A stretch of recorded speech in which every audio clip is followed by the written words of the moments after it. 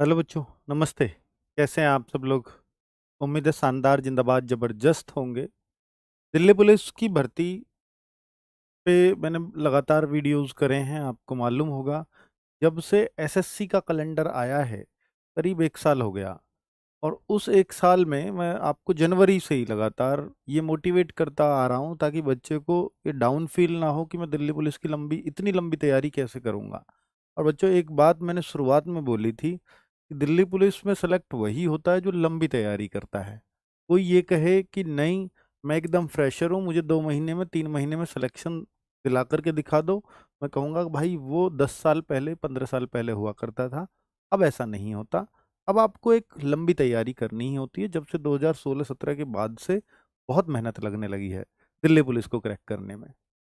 तो भाई, क्योंकि अब इतने टाइम, चूंकि जब एक बच्चा जो कांस्टेबल की ही तैयारी कर रहा हो, वो इतने लंबे टाइम तक एक चीज पे टिका नहीं रहता है। हमने देखे हैं कि जो बड़े बड़े माइंडसेट के लोग हैं और यूपीएससी की तैयारी करते हैं, वो तो टिके रहते हैं 3-3 साल, 2-2 साल, उनका गोल ही नहीं बदलता। लेकिन यहाँ पर समस्या यही है, क्योंकि ये बहुत जरूरतमंद बच्चा होता है। दिल्ली पुलिस की वैकेंसी आई तो इसकी तरफ मूव कर गया, दूसरी कोई बीच में आ गई, अब उस तरफ ध्यान लगा लिया, फिर तीसरी कोई अट्रैक्टिंग आ गई तो फिर उस तरफ ध्यान दे लिया। अच्छा, दिल्ली पुलिस आने वाली है, अब दिल्ली पुलिस पे लग जाता हूँ। ये बहुत होता है यहाँ पर। बिल्कुल, मैंने शुरुआत से आपसे बोला हुआ है कि भाई, अगर आप दिल्ली पुलिस निकालना चाहते हो तो एग्जाम सारे दो, लेकिन मन में एक ही टारगेट होना चाहिए कि दिल्ली पुलिस, फाइनली मुझे दिल्ली पुलिस ही करना है। एग्जाम में सब दूंगा, पढ़ाई में सबके लिए करूंगा, लेकिन करना दिल्ली पुलिस है। तो वो लोगों का बहुत आसानी से निकल आता है, क्योंकि उनके दिमाग में सिर्फ और सिर्फ दिल्ली पुलिस चल रहा होता है। ठीक है, चलो, क्योंकि देखिए सबसे शानदार पुलिस है दिल्ली पुलिस, को दिल की पुलिस कहा जाता है। आप देखेंगे जो इनके ट्विटर हैंडल बने हुए हैं ना, डीसीपी हो और बड़े बड़े अधिकारियों को, तो वहां भी दिल की पुलिस ही लिखा जाता है, इसको दिल्ली पुलिस। और सब दिल खुश लोग रहते हैं यहाँ पर। किसी को बहुत हताश निराश यहाँ नहीं किया जाता, ना नीचा फील कराया जाता कि आप सिपाही हैं या हेड कांस्टेबल। ये इस फोर्स की थोड़ी खास बात है बाकियों के मुकाबले। बाकी जगह आप देखेंगे तो बहुत, मतलब कई बार ऐसी चीजें सुनने को मिलती हैं कि निचले वालों को कोई कुछ समझता ही नहीं है, और सबसे नीचे कांस्टेबल होता है। ठीक है, आजकल तो कांस्टेबल से भी नीचे वो अपने होमगार्ड रखने लगे हैं। खैर, वो एक अलग बात है। दिल्ली पुलिस में भी होते हैं होमगार्ड, इसमें कोई शक नहीं है। ठीक है भाई, तो आप दिल्ली पुलिस का बहुत दिनों से वेट कर रहे थे, संभवतः फॉर्म से पहले अभी मेरी अंतिम वीडियो होगी आपको मोटिवेट करने की। अब मैं सीधा जो आऊंगा वो फॉर्म की वीडियो ही लेकर के आऊंगा, नोटिफिकेशन की ही वीडियो लेकर के आऊंगा, क्योंकि वो बहुत नजदीक है अब आपके। ठीक है, वैकेंसीज कब, आपको याद होगा कि भाई, मैं लगातार आपसे पिछले 2 महीने से ये कह रहा हूं कि सितंबर में, सॉरी, अगस्त में वैकेंसीज नहीं आएंगी, सितंबर में आएंगी। पिछले 1-2 महीने से तो कह रहा हूं मैं। पहले मैं कहता था हो सकता है जुलाई में भी आ जाए, हो सकता है अगस्त में, पर मैं सितंबर कहने लगा जब से एसएससी आंदोलन वगैरह की बात चली।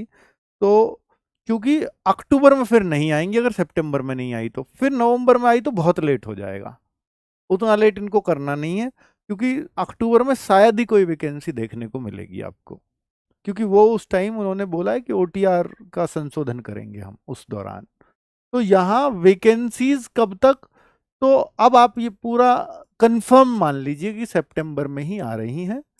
आप कहो सर 20 तारीख को आ रही है क्या, देखिए मैं ये बिल्कुल डेट फिक्स करके तो नहीं जा रहा हूँ, पर 20 से 30 सितंबर का महीना 30 तक का है ये भैया। तो इन 10-11 दिन के अंदर आपको फॉर्म देखने को पक्का ही मिल जाएंगे, इसमें कोई शक नहीं है। तो आप अपनी तैयारी में, मतलब मुख्य निश्चित रूप से लगे रह सकते हो।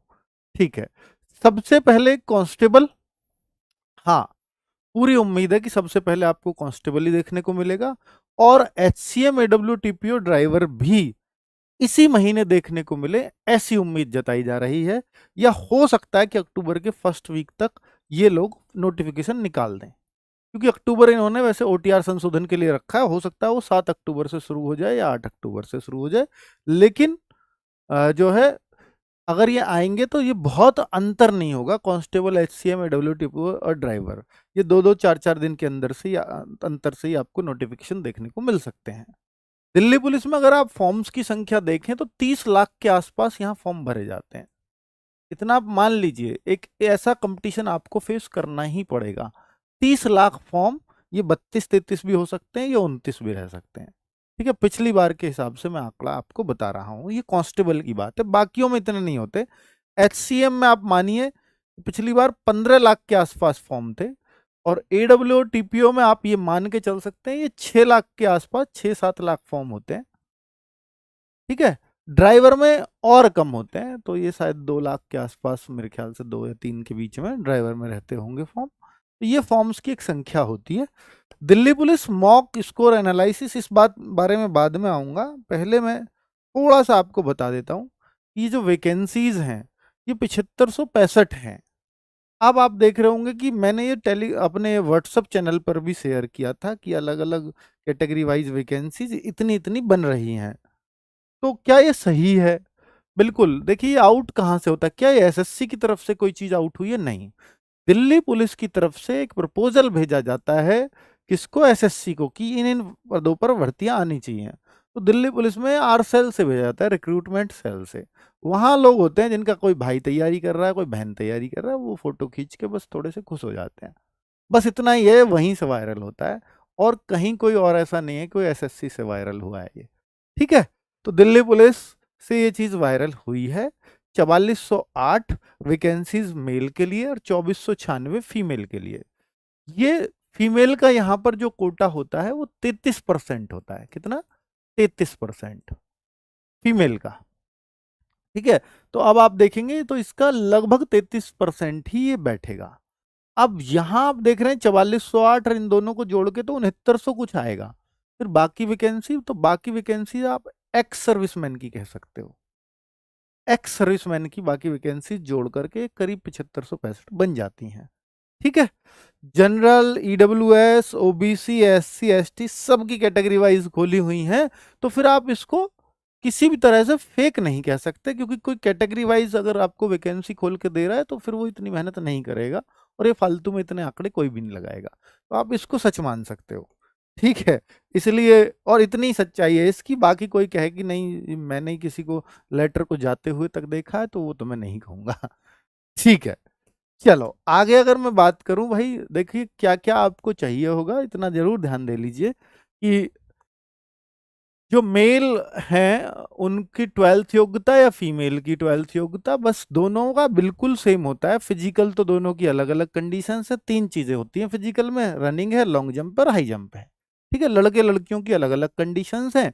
यहाँ पर जो एक ध्यान देने वाली बात है कि जनरल के लिए 18 से 25 एज है, ओबीसी के लिए 18 से 28 है, लड़के हों चाहे लड़कियां, और एससी एसटी के लिए 18 से 30 है। ठीक है, डीएल जो चाहिए वो लड़कियों को नहीं चाहिए, किसी को भी, केवल लड़कों के लिए चाहिए, और वो भी आपके फिजिकल के समय आपके हाथ में होना चाहिए। ऐसा नहीं मांगेंगे कि फॉर्म की लास्ट डेट तक आपको डीएल चाहिए। डीएल जो होता है लाइट मोटर व्हीकल होता है, लाइट मोटर व्हीकल आपका होना चाहिए। ठीक है, एलएमवी, तो एलएमवी एक होता है लर्निंग, जैसे ही आप जाओगे 1-2 दिन में आपको लर्निंग काट के दे देते हैं कि ये लो लाइसेंस, अब चलाओ इससे। वो नहीं चल सकता उससे, वो नहीं चलती है लर्निंग।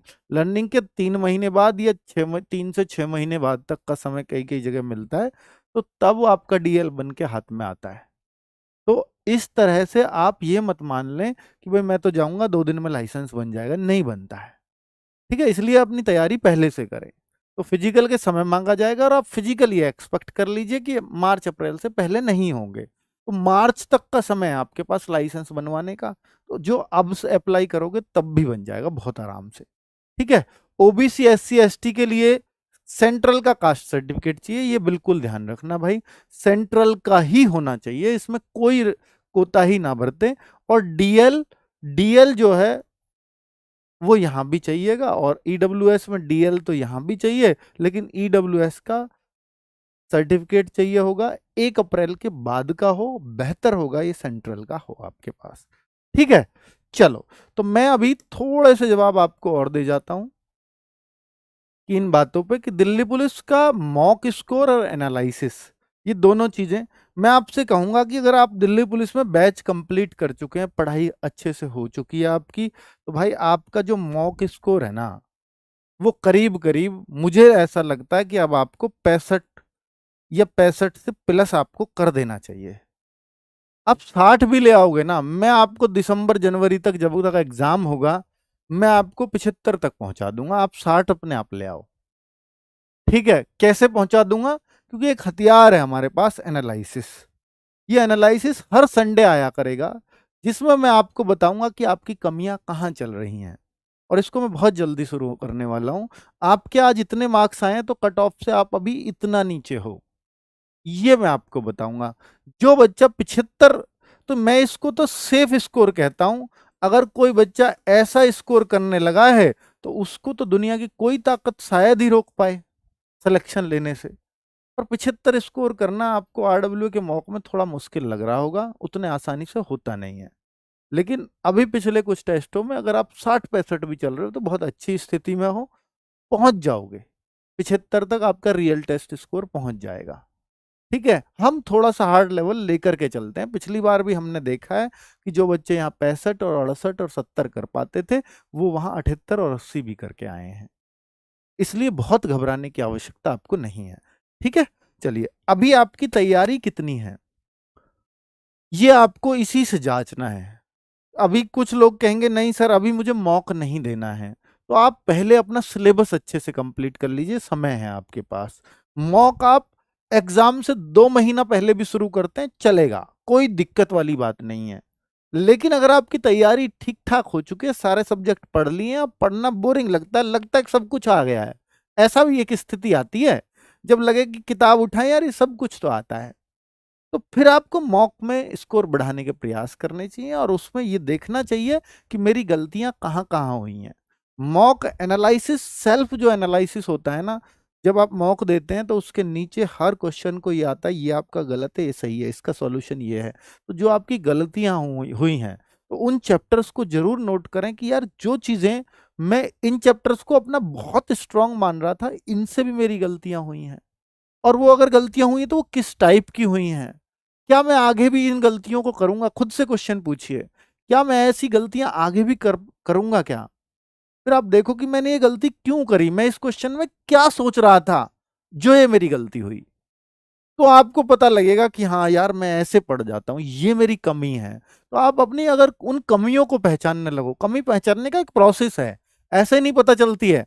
एनालिसिस में भी जाकर के जब आपने क्वेश्चन देखा, पहले तो उस क्वेश्चन को छांटो जो आपको लगता था कि ये आता है, फिर भी मेरा गलत हुआ, उसी क्वेश्चन को पकड़ लो। फिर सोचो ये क्यों गलत हुआ, और ये सेम डे जिस दिन टेस्ट दिया है उसी दिन देखोगे तो आपको पता लग जाएगा ये क्यों गलत हुआ। और जो क्यों गलत हुआ ये जवाब आपको मिल गया तो उसको आप कहते हैं कमी मैंने अपनी पकड़ ली। और जिसने अपनी कमी पकड़ ली उसका सिलेक्शन ना हो भला, वो धीरे धीरे उन पे काम करना शुरू कर देगा, हो जाएगा सिलेक्शन। बहुत मुश्किल चीज नहीं है सिलेक्शन। आप ही में से हर बार 7,500 8,000 लोग दिल्ली पुलिस में जाते हैं। ठीक है, इसलिए बहुत घबराने की आवश्यकता नहीं है, और ऐसा भी नहीं सोचना है कि 30 लाख है भाई, 30 लाख है। ठीक है, तो देखिए जब भी आप घर से ये सोच करके निकलते हैं ना कि कंपटीशन बहुत बड़ा है, मैं कांस्टेबल लेवल पे कह रहा हूँ बहुत बड़ा है, तो आप यकीन मानिए जब आप एग्जाम में बैठेंगे तो आपको लगेगा, अगर आप तैयारी के साथ बैठते हैं, कि कंपटीशन कुछ भी नहीं है। और जिस दिन आपका एग्जाम निकलना शुरू हो जाएगा ना, तो आपको ये कंपटीशन सिर्फ एक नंबर लगेगा, फॉर्म सिर्फ नंबर लगेंगे, लोग नहीं लगेंगे। ये तो एक नंबर है, लोग तो थोड़े से ही होते हैं जो तैयारी कर रहे होते हैं, है ना।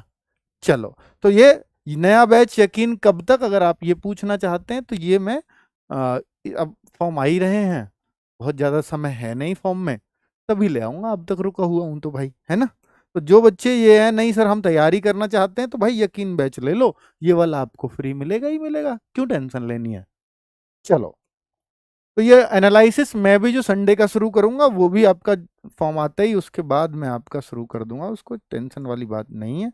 चलिए अभी देखो एक चीज, कोई बच्चा ये सोचते हैं कई बार कि कंप्यूटर पर कितना फोकस करें, क्योंकि ये सब्जेक्ट ऐसा है जिसको आप और एग्जाम्स के लिए नहीं पढ़ते हो। और दिल्ली पुलिस का जो कंप्यूटर है वो एक्सेल और वर्ड ओरिएंटेड है, पूरा एक्सेल और वर्ड ओरिएंटेड है, इसके अलावा कुछ नहीं है दिल्ली पुलिस के कंप्यूटर में। आप देखो 10 में से 7 क्वेश्चन एक्सेल और वर्ड के हर सेट में आपको मिलेंगे, 10 में से 7। अगर आपने उनको ढंग से पढ़ लिया, मुझे लगता है कि कंप्यूटर आपका बहुत आसानी से हो जाएगा। और उन सबको पढ़ाने के लिए हमारे पास कौन है, शिवम मास्टर जी, बहुत शानदार पढ़ाते हैं। और सब बच्चा जो दिल्ली पुलिस की तैयारी करता है वो एक एक बच्चा उनसे वाकिफ है कि वो कितना शानदार पढ़ाते हैं। और एक बुक भी आती है भाई कंप्यूटर की, ठीक है। तो वो आप अगर कर लेते हैं तो हमने उसमें कोशिश की है कि 100 पेजेस के आसपास समेट दिया जाए, जिससे बच्चे को बहुत अननेसेसरी ना पढ़ना पड़े, इतना ही पढ़ना पड़े जितना एग्जाम ओरिएंटेड, क्योंकि हमें पता है कि इतना ही आता है दिल्ली पुलिस में। पिछली बार आपको पता होगा, जो बच्चे साक्षी हैं इस बात के वो बताएंगे भी, कि 3 मैराथन इन्होंने ली थी।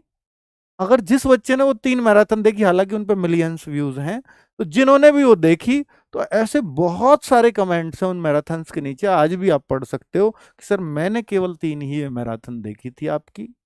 तो एक उन्होंने एक्सेल पे लगाई, एक वर्ड पे लगाई, और बाकी सारे टॉपिक्स एक में कवर कर दिए जो बचे कुछ।